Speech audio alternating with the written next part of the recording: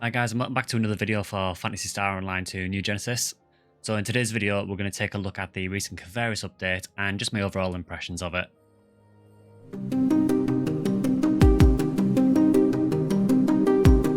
Hi guys, so yeah, today we're just going to look at the Kvaris update for PSO2 New Genesis that happened recently. So when the NGS headline first dropped and it gave us the details about the new Kvaris update, honestly, I wasn't that excited. I thought it was kind of what we come to expect from NGS in terms of we're going back to areas we've been to previously, just with increased levels and so on. Now I've had a few days to play around with it. My impressions have somewhat changed a little bit. So the first thing I want to look at is the class balances. So full disclosure, I have not had a chance to test out the gunner class yet, the gunner changes. From what I understand, I believe that there is a new skill that I think it's when you get to 150 chain, you automatically refill the PP of your party members, which is really, really useful. There's been some really funny videos coming out with that, with ways you can exploit it. On the Ranger side of things, though, I have had a chance to play around with Ranger, and honestly, I think the changes are actually pretty interesting. So they are, just to cover this, they are much more minor changes than Bouncer got. So when Bouncer got its changes, the Soaring Blades got a massive overhaul, and Jet Boots got a few little tweaks as well. With Ranger, it does feel a lot more like just minor changes overall, but I think they're all minor changes in a positive direction. So the first thing we got is we got a few tweaks to the Photon Art. Generally, it was just buffs to a lot of the different Photon Arts that Ranger uses. There are a couple of other little changes that were made though, so if I just run outside Kvaris, I can show you a couple of them. So the first thing is with one of the rifle PAs. So the rifle PA raising shot. So if you don't know, this is the one where you just fire a piercing shot that goes forward. So previously, before the update, this had one charge level, which would be that. And what they've done now is they've actually added a second charge level, which happens almost immediately after the first one. So instead of just getting one, you now get... It just adds a lot more power to the shot. It actually hits pretty hard now. I still don't know if it's going to be a PA that you're going to use a huge amount. Possibly against things that have, targets in a line that you can hit, or against small groups. So that's the first change. So overall, I do feel like it's been quite a decent buff to raising shot overall. I always found it was a PA that you never really used too often, and now it does feel like it at least hits relatively hard. Homing darts didn't get too much of a change. It just seemed to get a bit more damage from what I can tell. I think it can also hit a few more targets than it used to be able to as well. Blaze Shot and Revolt Aim, they got some minor tweaks as well, but Blaze Shot is probably still the PA that you're going to use most of the time, honestly, because the PA customization for it is just ludicrously broken.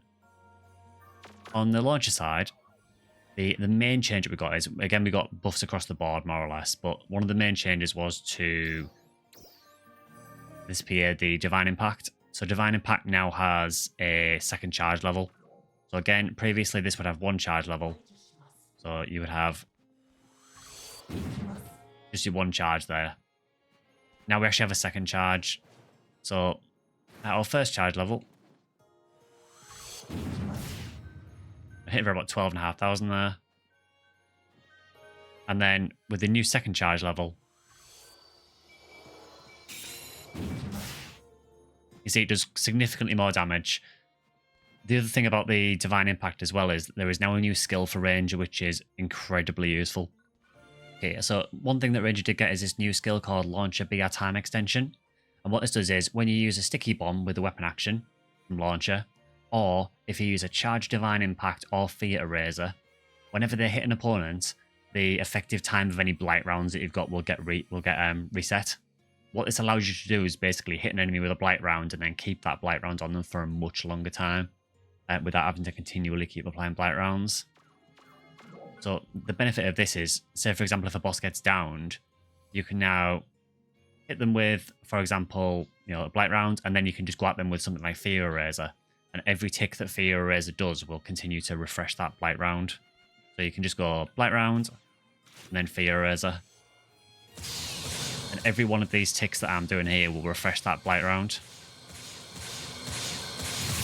What this means is that a ranger is now incredible for dealing damage, because you don't have to worry about continually refreshing that blight round. Once you've put it on, you can just keep using, in big mobs, you can keep using things like Divine Impact to do big AoE and also refresh every blight round that you've got active. And you can also use Fear Razor for your bosses and things like that as well. You can also, as I mentioned, you can use the Sticky Bomb weapon action as well. So this one. So once you hit an enemy with that, that will also refresh your blight round as well. So overall, I find that the ranger changes are actually really, really good. Although they do seem quite minor, they're just really good quality of life improvements, and they do actually make the class more enjoyable for me. I always found Ranger one of the least enjoyable classes personally, and I feel like this update to it has been enough to actually change that. So next thing we need to discuss is the areas. So as we know, we got a new rank for Belagana Ruins, which is one of the combat zones in Kvaris, and we're getting Lost Central a little bit later. And we also got some new additions to Rayjord Gorge as well. So first of all, Belagana. So Belagana overall,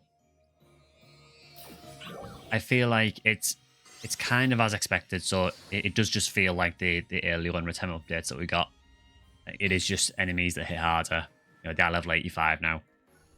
The advantage though is that at the moment, Belagana is incredible experience. Now, there was a super PSO2 day on recently, which I think might have affected the experience rates as well. But even without that, the experience seems really, really solid here. So if you are leveling a character from 80 to 85, Belagana is probably the place you're going to want to do it. You can also use things like Battle Deers as usual, but if you want to use an actual combat zone, then I would recommend Belagana probably. So overall, I feel that Belagana is okay. The variety of drops does seem reasonably interesting, so we have got quite a few new drops that are happening in Kvaris now. So we have the new 9-star armors, which are the Arnia armors. What I didn't know is that there are actually a few variants of armor in the game already as well. So as well as the base Arnia armor, we've also got things like the Arnia Vios and a few others. So they are actually still reasonably valuable in player shops as well. Particularly, well, actually only the variant ones, because for some reason you can't sell the regular Arnia armors, you can only sell the variant ones. There is also the Flugelguard series drops here, and that's actually crashed in value recently as well. So if you were on the fence about picking up a Flugelguard weapon, it might be worth looking into the player shops again, because for most weapons at least, the prices do seem to have absolutely dropped off a cliff. So if you do want to pick up a Flugelguard, now is probably the time to do it. You can also get the new 10-star set here, which is the Rayar set. I don't have any experience with those yet because I actually haven't had one drop yet, but it is one area you can hunt them in. From what I've seen, they don't seem to be too rare, although I haven't had one. I know at least a couple of other people who found them, and some of them have found a couple of rares, so there doesn't seem to be too much difficulty with getting them. There is also some new red boxes around as well that will actually give you some ingredients towards trading for rares. So Belagana, I feel overall it's okay for leveling and reasonable for hunting rares. Honestly, I feel that once you get to 85, you're probably just going to jump to Rayjord Gorge. So with that said, let's jump onto Rayjord Gorge. So Rayjord Gorge, everyone's favourite area in Kvaris. This got quite a strange update, so it didn't get an update to any of the enemy levels in terms of the regular enemies. So the regular enemies in Rayjord Gorge are actually still in the level 60s. However, what they've done is they have... Just use a low temperature ticket while I remember. So what they've done is they've increased the level of all the veteran enemies, all of the Gigantics. They've added Gigantics Recons here, and the ancient enemies have also been upgraded as well, and they've all been set to level 89. So let's see if we can get a room.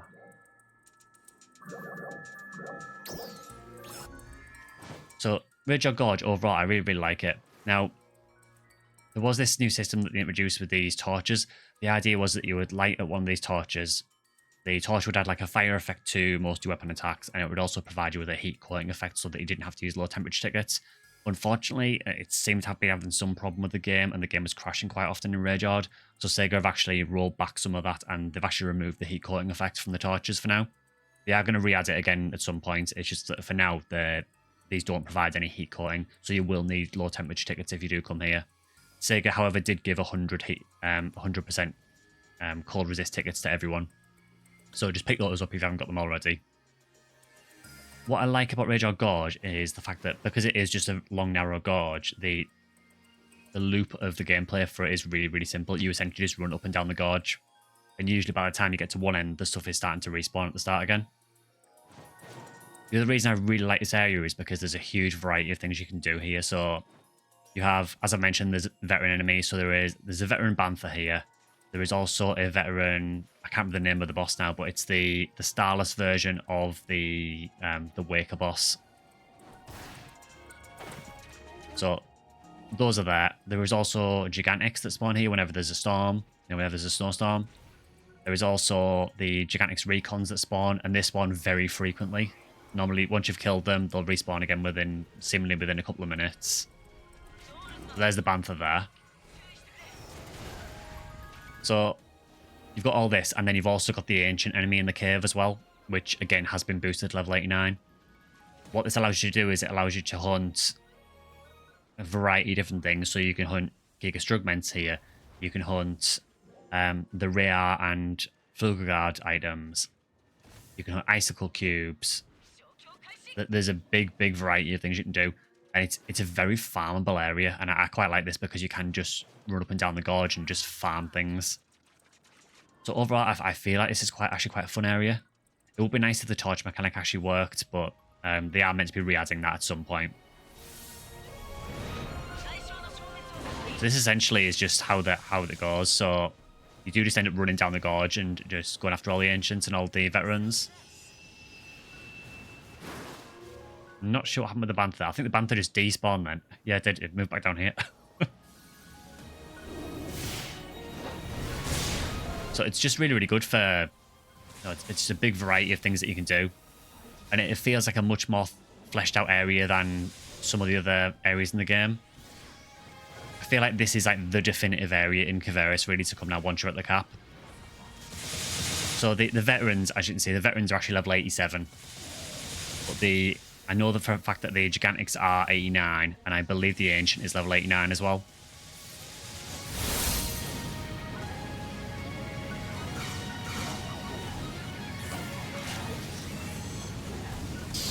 We'll get some Fear Eraser in.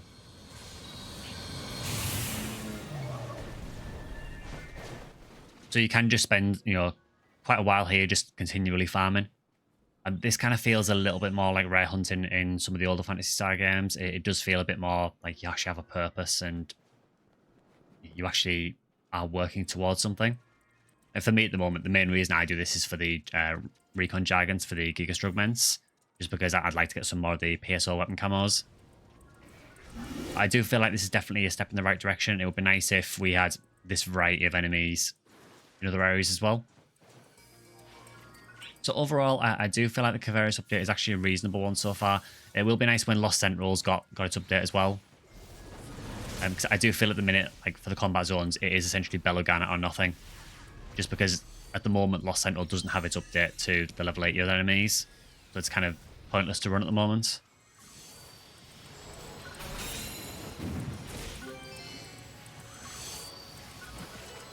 So another thing about here is, if you don't have any of the Octo variant armors, like Octo Shiza or Octo Arga, you'll get tons of them here. They drop all the time. They're also they're probably really cheap on the player shops now as well, but you can get them all the time here. So even if you don't get a 90, you can probably kit out your character really, really well with the Octo. So you can see there, we've literally just killed the Recon Jargons, and now this veteran spawned. And they all spawn quite close together as well, so it's ideal for just going between one and the other.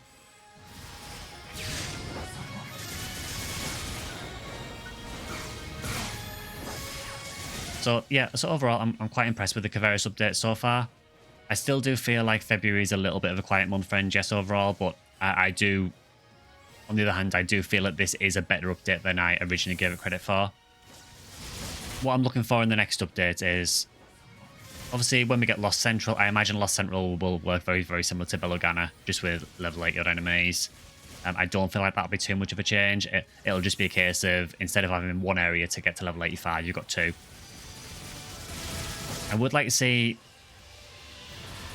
more differences, like the ancient enemy. So the ancient enemy in the cave in this area, there's nothing else really like it. I guess we've got Halvaldi Vera in Retem. I know we are getting that Crimson Realm as well soon, which will have a new Tyrant enemy. But it would be nice to see more enemy types like that as well, I think, going forward. Just to give us a little bit more variety of things to go after. A few more challenging fights as well would be nice. So I think I'll end this one there for now. I know it's only going to be a fairly short video. Just wanted to give my overall impressions of what I think of this update. If you enjoyed the video, please consider liking or subscribing to the channel. If you see me in NGS, I'm on Ship 2, and I am an official NGS creator as well. So feel free to say hi if you see me. I also stream a lot of PSO and do videos on PSO and the older Phantasy Star games as well. So if you're interested in those, stick around the channel. But for the meantime, thanks for watching, and I'll see you all in the next video.